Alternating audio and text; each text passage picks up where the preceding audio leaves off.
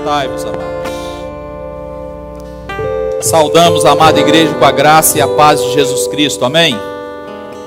Bom que você veio esta manhã para cultuar ao Senhor, para prestar ao Senhor culto que somente a Ele é devido. Abre a sua Bíblia comigo, livro de Gênesis, capítulo 15. Para os meus alunos aí, o primeiro livro da Bíblia. Gênesis capítulo 15, os versículos de 1 a 6. Mesmo assentados, mas com toda a reverência, nós vamos ler a palavra do Senhor e depois compartilhar tudo aquilo que Deus já tem preparado para nós. Todos comigo, amém? Gênesis 15, de 1 a 6. Depois destas coisas, veio a palavra do Senhor a Abrão em visão, dizendo: Não temas, Abrão, eu sou o teu escudo, o teu grandíssimo galardão. Então disse Abrão: Senhor Jeová, que me hás de dar, pois ando sem filhos, e o mordomo da minha casa é o Damasceno Eliezer. Disse mais Abrão: Eis que me não tens dado semente, e eis que um nascido na minha casa será o meu herdeiro. E eis que veio a palavra do Senhor a ele, dizendo: Este não será o teu herdeiro, mas aquele que de tuas entranhas sair, esse será o teu herdeiro. Então o levou fora e disse: Olha agora para os céus, e conta as estrelas, se as podes contar. E disse-lhe: Assim será a tua semente. E creu ele no Senhor, e foi-lhe imputado isso por justiça. Vamos orar mais uma vez? Pai, nós estamos aqui, e não há um lugar melhor para estar nesta manhã, senão na casa do Senhor, para receber a tua palavra. Ministra ao nosso coração, faça-nos compreender, ó Deus, o teu grande amor e a tua bondade. Oramos assim, em nome de Jesus. Amém e amém, Senhor. Nós vamos falar esta manhã, ou continuar falando sobre o poder da graça. Amém? Quem esteve domingo passado aqui, pela manhã? Então você já começou a ouvir esta mensagem, e a minha oração é que o Espírito Santo continue ministrando ao seu coração. Só recordando para aqueles que aqui estavam, e te levando também a entender o poder da graça, a partir desse texto, nós percebemos que Abraão, ele foi declarado justo apenas porque creu. Ou seja, ele não precisou fazer nada para Deus olhar para ele, ó, já que você fez isso, você é justo. Não, ele só creu, ele só acreditou nas promessas. Ele só se firmou naquilo que Deus havia declarado para ele. E ele foi considerado justo. Isso não muda hoje. Nós somos considerados justos quando cremos em Jesus como Senhor e Salvador. Amém? Então, quantos justos nós temos aqui esta manhã? Meia dúzia, né? Quantos justos nós temos aqui esta manhã? Amém. Agora melhorou. Acorda aí quem está dormindo, tá? Deus, ele tem uma palavra para você muito boa essa manhã. E aí, nós entendemos que nós estamos envolvidos em um propósito eterno. Amém? E esse propósito eterno, ele tem se cumprido na minha e na sua vida. E nós, como primeira igreja batista aqui em Batiba, não estamos aqui apenas abrindo novas células ou multiplicando células. Nós estamos cumprindo o propósito eterno do Senhor, que é salvar essa cidade para Ele. Então, quando abrimos células, quando multiplicamos células, nós estamos cumprindo o propósito eterno. Estamos alcançando aqueles que ainda estão perdidos neste lugar. E aí, nós aprendemos que Deus, ele vem trazer à memória de Abraão novamente a promessa que ele havia feito. E qual é a promessa? Abraão, de você eu vou fazer uma grande nação, e todas as famílias da terra serão abençoadas a partir da sua família. Então, quando Deus vem lembrar a Abraão a promessa, o que Abraão fala para Deus? Senhor, mas veja bem, eu já estou ficando velho, já estou chegando numa idade avançada, o único que eu tenho é meu servo Eliezer, o Damasceno, é o meu mordomo. Então, será que é dele que o Senhor vai cumprir essa promessa? E aí Deus diz para Abraão o seguinte: não, Abraão, é um filho das tuas entranhas. É você que vai estar gerando esse filho. Então é um filho teu, não é um servo seu, não é o seu mordomo. Por mais fiel que ele seja, não é com ele que eu vou cumprir a promessa que eu fiz a você. E aí, certamente, Abraão compartilha para Sara essa palavra, essa visão que ele teve de Deus e o que Deus havia falado para ele. E Sara já pensando assim, bom, eu já estou velha mesmo, já passei da idade de gerar filhos.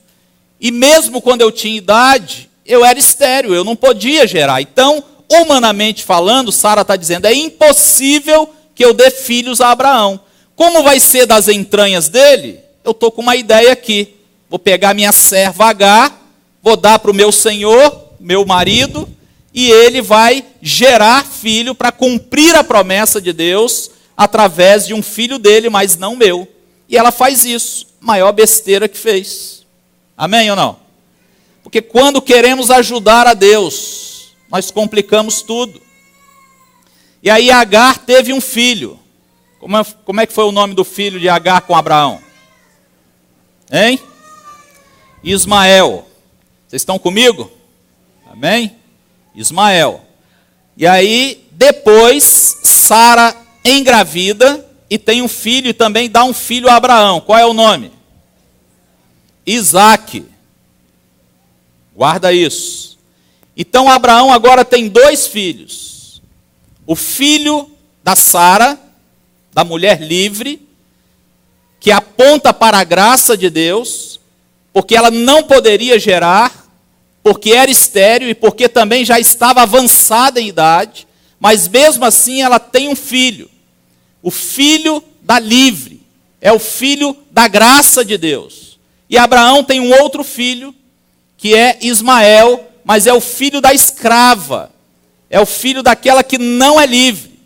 Então Sara aponta para a graça, e Agar aponta para a lei. Nós somos filhos de Abraão, amém ou não? Mas quem é a sua mãe? É Sara ou Agar? Começa a pensar nisso. Lembra que o tema da mensagem hoje é o mesmo de domingo passado, é o poder da graça.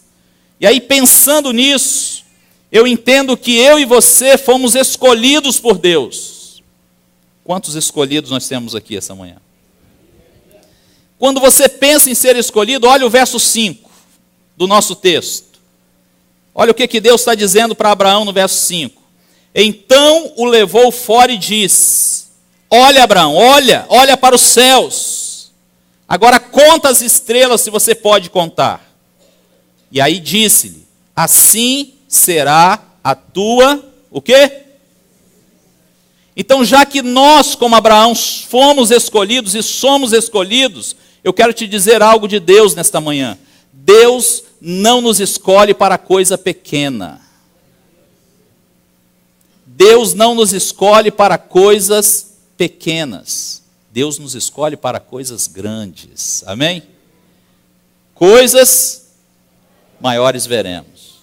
E Deus quer manifestar coisas grandes através da sua vida, que é um escolhido dele. Quando Deus chama Abraão para fora e fala: olha as estrelas, Abraão, conta se você pode. Eu estou te chamando para algo muito grande. Deus tem nos chamado para algo muito grande nesse tempo. Eu e você precisamos crer nisso e nos alegrarmos com isso. Mas aí surge aquela questão: pastor, como que eu posso saber então se eu sou filho de Abraão com Sara ou filho de Abraão com Agar? Como eu posso saber se eu estou vivendo debaixo da graça ou debaixo da lei?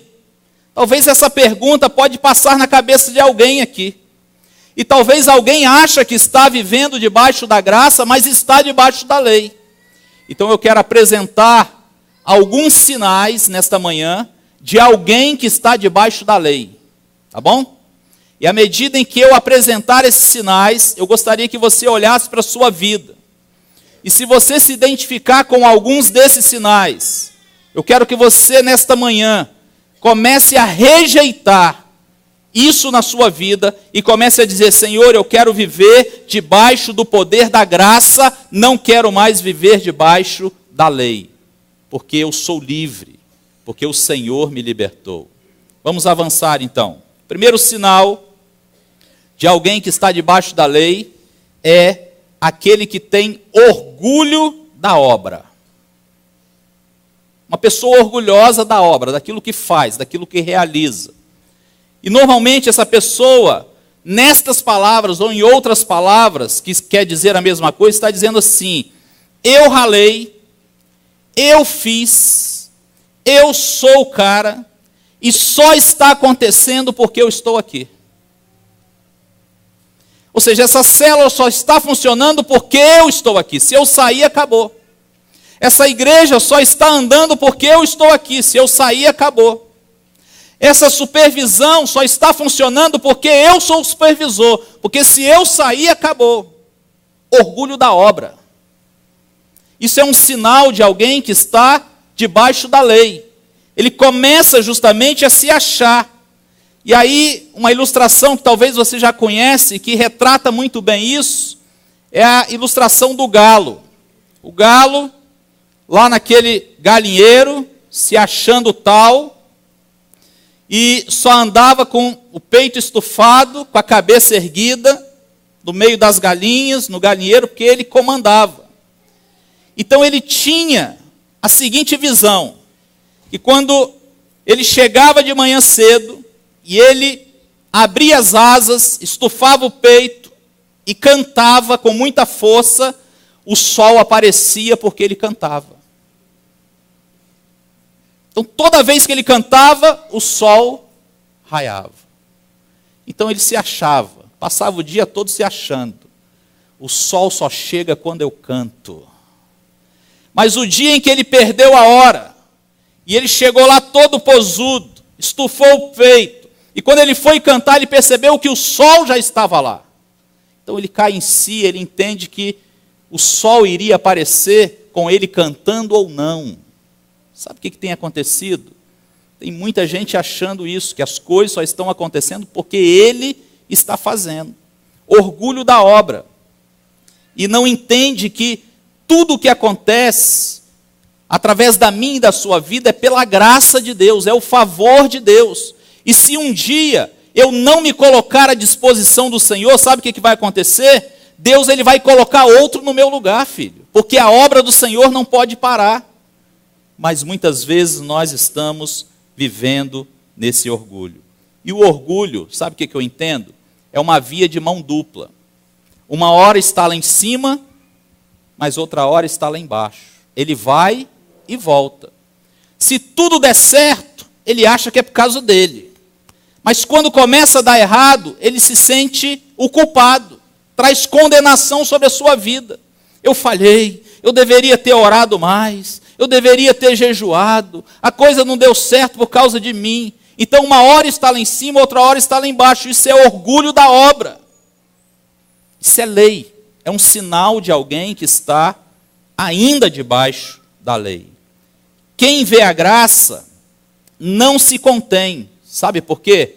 Porque quem vê a graça e sabe que tudo acontece por causa de Deus, o que ele faz? Ele trabalha muito. Diga amém. Olha o que Paulo diz em 1 Coríntios, capítulo 15, versículo 9 e 10. Acompanha comigo, por favor. Porque eu sou o menor dos apóstolos, que não sou digno de ser chamado apóstolo, pois que persegui a igreja de Deus. Verso 10. Mas pela graça de Deus sou o que sou, e a sua graça para comigo não foi vã. Antes trabalhei de que forma, igreja? Muito mais do que todos eles. Todavia, não eu, mas a graça de Deus que está comigo. Amém? Entende uma coisa? Acompanha comigo. Paulo está dizendo o seguinte: eu estou aqui, eu sou, eu conquistei, eu tenho, não é por mim, é pela graça. E quando eu olho para os outros apóstolos, eu trabalhei muito mais do que eles, mas não eu, mas a graça de Deus em mim. Então, quem verdadeiramente vê a graça, não se contém, trabalha muito, mas sem orgulho. Entendendo que eu vou dar o meu sangue, eu vou me deixar gastar na obra do Senhor. Mas todo o resultado não é por causa de mim, é por causa da graça do Senhor em mim. Amém? Eu sei que nós somos uma igreja em célula, filho. E muitos líderes nós temos aqui, e muitos outros estão sendo levantados. E Deus vai fazer coisas grandes através da minha e da sua vida. Entende isso? Porque Deus não nos chama para coisa pequena, mas para coisas grandes. O que eu e você não podemos ter é orgulho da obra, porque é a graça do Senhor que faz. Agora, se você, que já lidera, está tendo orgulho da obra e está achando que as coisas estão acontecendo por causa de você, esse é um sinal de que você ainda está debaixo da lei. Começa a mudar isso na sua vida. Começa a rejeitar isso. Começa a pedir ao Senhor: Senhor, tira de mim todo e qualquer orgulho da obra. Amém? Vamos para o segundo sinal. O segundo sinal de alguém que está debaixo da lei: ele idolatra o homem. Isso é muito sério. Ele começa a idolatrar o homem. Isso é um sinal de alguém que está debaixo da lei. A lei diz o seguinte: a bênção é para quem merece. A lei diz isso. Se você fizer tudo certinho, eu vou te abençoar. A lei diz isso. Mas se você falhar em um ponto, você vai estar debaixo de maldição. Estou falando de lei. Se você pegar a questão da lei, ali em Deuteronômio, vai começar a ver a bênção e a maldição, você vai perceber isso. Enquanto eu estou andando certinho, eu estou debaixo de bênção. Mas quando eu pisei na bola, eu estou debaixo de maldição e condenação. Então a lei, ela diz: a bênção é para quem merece. Então quando vê um homem abençoado, sabe o que acontece? Um homem se destacando, um homem realmente debaixo da bênção porque está fazendo tudo certo, logo alguém vai declarar: aquele ali é o meu ídolo.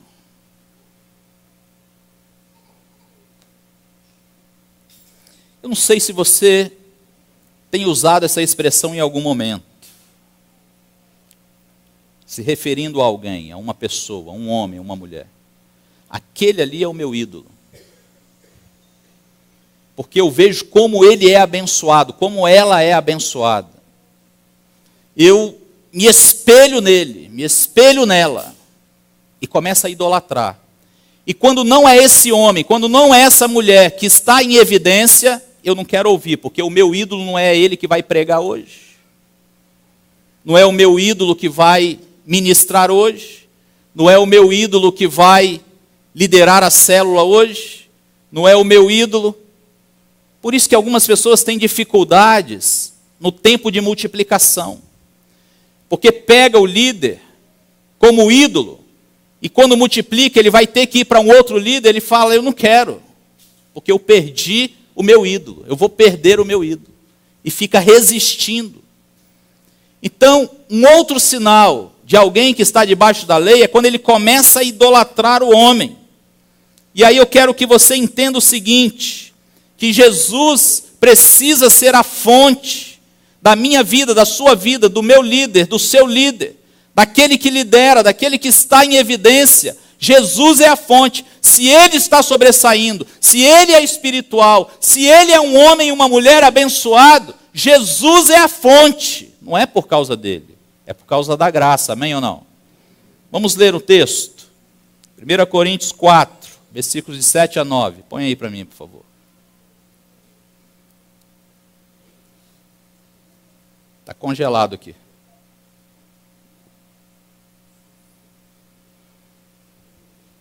Aí, obrigado. Porque quem te diferença? E que tens tu que não tenhas recebido? E se o recebestes, por que te glorias como se não o houveras recebido. Já estáis fartos, já estáis ricos, sem nós reinais, e prouver a Deus reinasseis, para que também nós reinemos convosco. Porque tenho para mim que Deus, a nós apóstolos, nos pôs, por quê, igreja? Por últimos, como condenados à morte. Entenda uma coisa, segura o texto aí. Dos apóstolos, o único que não foi martirizado foi João, mas foi levado para uma prisão numa ilha chamada Pátimos, e morreu ali velhinho, conta a história. Mas todos os outros apóstolos, eles foram mortos por causa do evangelho. É isso que Paulo está dizendo. Aí ele diz: pois somos feitos espetáculos ao mundo, aos anjos e aos homens. O que ele está dizendo? Tudo o que aconteceu com a gente, tudo que passamos, foi Cristo em nós. Então não é justo que nós venhamos a ser adorados ou idolatrados, porque nós somos os últimos. Apesar de terem sido chamados apóstolos, eles se consideravam os últimos. Amém? E aí hoje, na classe dos novos, nós lemos um texto que nós estudamos sobre o Deus verdadeiro hoje, e vimos o momento em que eles quiseram levantar Paulo e Barnabé como deuses. Queriam fazer deles deuses. Venha reinar sobre nós. Você é Júpiter, você é Mercúrio. E eles rasgam as vestes em sinal de protesto e diz: nós somos homens como vocês. Mas quando nós começamos a idolatrar o homem, esse é um sinal de que nós ainda estamos debaixo da lei. Porque não entendemos que Deus vai levantar pessoas com uma unção tremenda nesse tempo, com um poder tremendo nesse tempo, mas é a graça de Deus, porque Jesus é a fonte de todas as coisas. Então, só vai entender essa questão de humildade quem entender de fato a graça. E tudo o que eu tenho, tudo que eu tenho recebido, tudo que você tem recebido, é a graça. E se é recebido, não tem do que se orgulhar. Então, se tudo que eu tenho eu recebi, se tudo que você tem você recebeu, por que eu vou me orgulhar ou vou idolatrar alguém por isso? Se a fonte é Cristo, se Ele é o Senhor da nossa vida. A pergunta para você refletir nesta manhã é a seguinte: você tem idolatrado o homem? Você ainda está debaixo da lei. Se você reconhece que o poder é do Senhor, que tudo vem dele, e que tudo que recebemos é dele, você já está debaixo da graça. Terceiro sinal, vamos avançar, é o medo. O terceiro sinal é o medo de alguém que está debaixo da lei. Deus, ele disse a Abraão, no texto que nós lemos no verso 1, não temas, eu sou o teu escudo. Amém ou não? Não temas, Abraão, eu sou o teu escudo. Fica firme, fica tranquilo, eu estou com você nessa caminhada. Aquele que te chamou é aquele que também vai te sustentar. Sabe que tem muita gente que tem medo de liderar uma célula? Tem medo de se colocar à disposição do Senhor? Tem medo de experimentar coisas maiores que Deus quer nos mostrar? Tem medo de falar do amor de Jesus para alguém que está perdido, indo para o inferno? Tem medo? Sinal da lei. É um outro sinal. Vamos ver a primeira carta de João, capítulo 4, versículo 16 a 18. Põe numa outra versão para mim.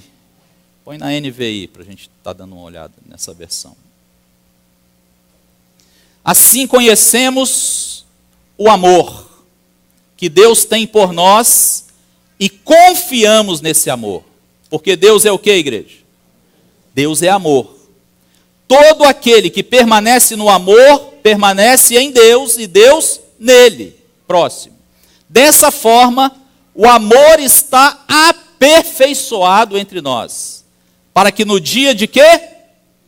Do juízo, guarda isso, para que no dia do juízo tenhamos confiança. Eu quero dar uma pausa aqui. Vocês têm medo do juízo? Você tem medo do tempo em que vamos comparecer diante do Senhor? Se você tem medo, você está ainda vivendo debaixo da lei. Mas vamos avançar. Porque neste mundo somos como Ele. Entende a troca que foi feita? A justiça de Cristo passou para nós e os nossos pecados para Ele. Houve uma troca. Quando Deus olha para mim, quando Deus olha para você, Ele vê Cristo em nós, Ele vê a justiça do Senhor em nós.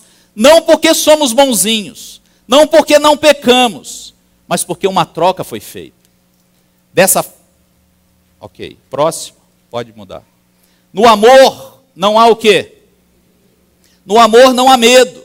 Pelo contrário, o perfeito amor lança fora, expulsa todo medo. Porque o medo supõe o castigo. Castigo é lei. Todo aquele que tem medo é porque tem medo de ser castigado, porque não está fazendo certinho. Então fica preocupado em ser castigado. Então o medo supõe castigo. Aquele que tem medo não está aperfeiçoado no amor. Aquele que tem medo está ainda debaixo da lei. Você tem medo da mão de Deus pesar sobre a sua vida? Você tem medo de ser punido, de ser amaldiçoado, de ser castigado? Isso é um sinal de lei. Sabia que tem muitos crentes que perderam a alegria porque falham, porque erram e carregam sempre sobre si medo, e quando alguma coisa não dá certo, ele fala: Deus está me castigando. Como que eu posso viver a vida abundante se eu vivo em constante medo? Como que eu posso experimentar aquilo que Deus tem de melhor para mim se eu vivo a cada dia debaixo de condenação, de medo de ser castigado? Se eu acordo com medo que, será que é hoje que Deus vai me punir por aquilo que eu fiz? Esse é um outro sinal de alguém que está debaixo da lei. No juízo, ou no dia do juízo, mantenha confiança. Sabe por quê? Porque você é amado, filho. Diga amém. Você é amado, você é amada do Senhor. Então mantenha confiança. E quem é amado vai experimentar bênçãos de Deus sobre a sua vida. Fica firme nisso. Não deixa o diabo te enganar com outro argumento. O quarto sinal de alguém que está debaixo da lei ainda é a condenação. Ficar repetindo o dia todo: eu não presto, para mim não tem mais jeito, eu sou um fracassado, tudo que eu pego para fazer eu não concluo, nada para mim dá certo. Se ficar o dia todo dizendo isso, as portas para mim não se abrem. Quanto mais eu oro, mais assombração me aparece. Fica lá, coitadinho, lamentando, injuriado, se achando o pior dos piores. Condenação, capacete de bronze. Está sempre olhando o negativo, não consegue realmente entender que agora nenhuma condenação há para os que estão em Cristo Jesus, porque é difícil entender isso. Porque eu ainda carrego esse capacete de bronze, porque eu ainda fico trazendo juízo e condenação sobre a minha vida. Isso é lei, filho. Isso é ainda estar debaixo da lei. E o último sinal, quinto e último, de alguém que ainda está debaixo da lei, é ativismo. Aí a gente vai pegar muita gente aqui hoje. Não responda para mim, mas quantos ativistas nós temos aqui na igreja? Ativismo é quando você tem que preencher o tempo para dizer que está trabalhando. Isso é ativismo. Você tem que preencher o tempo, as pessoas precisam ver que eu estou fazendo alguma coisa, que eu estou trabalhando. Deus nem mandou você fazer aquilo, mas você está fazendo. Deus nem mandou você executar aquele trabalho, aquela atividade, mas você vai lá fazer, porque eu tenho que mostrar serviço. As pessoas precisam ver que eu estou fazendo alguma coisa. E tem muita gente fazendo, com boa intenção, aquilo que Deus nunca mandou fazer.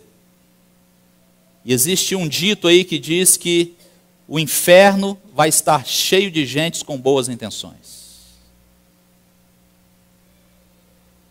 Quando eu começo a pensar nisso, eu entendo o seguinte, que a lei diz, você tem que mostrar que está trabalhando para merecer a bênção. Você tem que mostrar, filho. Mostra serviço, para que você seja recompensado, para que você receba o seu salário, para que você seja abençoado. Mostra serviço. Quem sabe uma promoção vem. As pessoas estão pegando o secular e trazendo para dentro da igreja, para o espiritual. Estão entrando numa paranoia, num fanatismo religioso, sem ouvir de Deus qual é a direção que Deus tem para eles. Sabia que tem muitas mulheres que não ganharam seus maridos para Jesus ainda? Por falta de sabedoria. Que não cumprem com as obrigações do lar como esposa. E diz para o marido, eu não vou fazer sua janta hoje não, porque eu estou indo para a célula. Porque eu estou indo para a igreja. Porque eu estou indo para o Desperta Débora. A mulher sábia, ela deixa tudo pronto para o marido e diz, meu bem, eu vou ali orar pela nossa família, orar por você, mas está tudo certinho aqui, está tudo prontinho. Amém ou não? Mas entra no ativismo achando que Deus vai abençoar. E aí esse marido começa a ficar o quê? Indignado com essa igreja. Sabe por quê? Porque a igreja se tornou concorrente dele. Minha mulher só pensa na igreja e se esqueceu de mim. Ativismo. Isso é lei, filho. Isso é lei. Você não vai abrir mão de estar na causa do Senhor, na obra do Senhor, mas com sabedoria, com discernimento espiritual. Então a lei, ela diz exatamente isso. Eu vou repetir, você tem que mostrar que está trabalhando para merecer a bênção. Tudo isso que eu falei até aqui são sinais de que ainda está debaixo da lei. Recordando para você, orgulho da obra, idolatra o homem, medo, condenação e ativismo. O próprio Deus, que veio na pessoa do seu filho, ele veio de uma maneira tão tremenda, sabe para quê? E ele mesmo diz, Jesus fala isso para nós, ele veio para nos ajudar a cumprir a lei. Parece contraditório isso? Jesus, ele disse, eu não vim para acabar com a lei, mas vim para cumprir a lei. Então quando eu conquisto algo, quando você conquista algo, é porque o Senhor nos ajuda. É porque o Senhor nos deu a condição. Sabia que aqueles que vivem debaixo da graça, eles cumprem a lei sem culpa e sem peso? Vou dar um exemplo. A Bíblia diz, como lei, não matarás. Quando eu não mato ninguém, quando eu não tiro a vida de ninguém, eu estou fazendo por causa da lei? Não, filho. Mas o Senhor me ajuda a cumprir a lei, mesmo eu não vivendo debaixo da lei. Sabe por quê? Porque a Bíblia diz que eu tenho que amar o meu próximo, como a mim mesmo. E se meu inimigo, ele me persegue, ele me fere, ele me força a caminhar uma milha, eu vou dar a face, eu vou caminhar a segunda milha com ele. Se ele me pedir a camisa, eu vou tirar toda a roupa e dar a ele. Desta forma nós cumprimos a lei. mas sem estar debaixo da lei, porque o Senhor veio para nos ajudar a cumprir. O Senhor Jesus, Ele fez isso, e Ele veio justamente para nos dar esse suporte nesse tempo. Não somos nós que vencemos o pecado, entende isso? Não somos nós que vencemos o pecado, mas aquele que habita em nós é que vence por nós, aleluia, amém? Não sou eu que venço o pecado não, filho, mas aquele que habita em mim, aquele que habita em você, é Ele que vence por nós. Então quando eu digo não ao pecado, não sou eu, é a presença do Senhor em mim. É o Espírito Santo que testifica, ó, você não precisa mais cometer esse pecado, sabe por quê? Porque o Senhor já te libertou disso. Agora aquele que acha que ele que vence, hoje eu venci o pecado. Tem uma expressão aí que já vi muitos pregadores e crentes falar: a gente precisa matar um leão por dia. Aí quando chega no final do dia, e ele percebe que ele não pisou na bola, ele fala: matei um leão hoje. Nós não precisamos matar um leão por dia. Nós precisamos olhar para a cruz todos os dias. Amém ou não? E entender o que Cristo fez por nós naquela cruz. A troca que foi feita ali. Feche os seus olhos, curve a sua cabeça.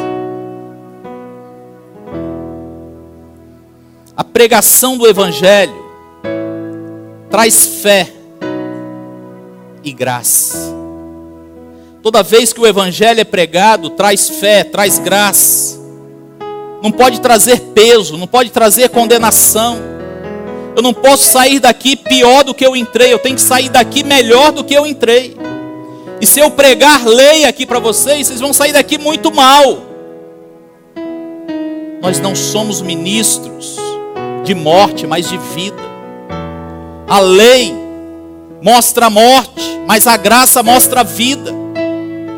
Então o que a igreja está ouvindo nesses últimos dias e continuará ouvindo até Jesus voltar, é a graça de Deus, é a vida de Deus liberada para você.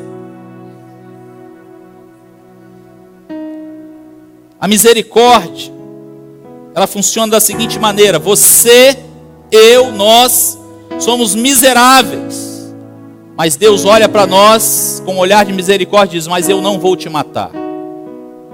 Isso é misericórdia. Mas a graça vai além da misericórdia. A graça dá um passo a mais. A graça diz: você não presta, mas eu te perdoo, te salvo e você vai reinar comigo. Isso é graça. Você não presta, mas eu te perdoo. E tem mais: além de te perdoar, você vai reinar comigo.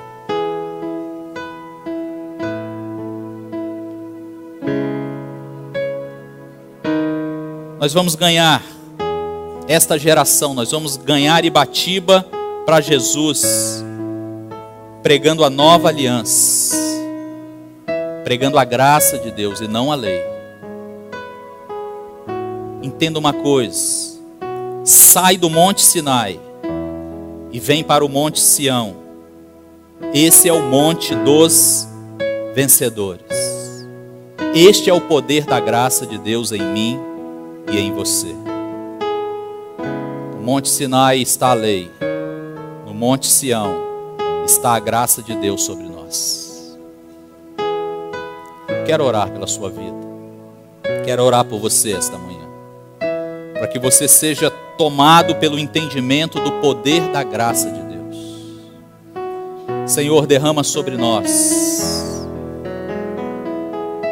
entendimento da tua graça. A tua graça é poderosa, Pai. E se, ó Deus, identificamos nesta manhã algum sinal da lei ainda em nossas vidas, nós rejeitamos agora em nome de Jesus.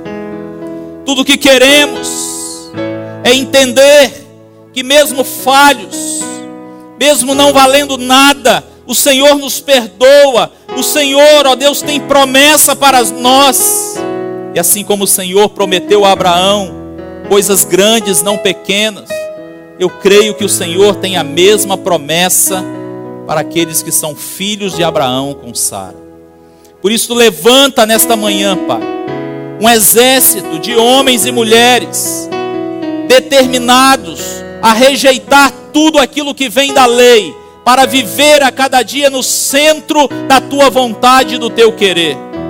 Ministra neste lugar, sopra Espírito Santo, traz sobre nós uma unção nova de entendimento, para que o capacete de bronze seja rejeitado de uma vez por todas no nosso meio.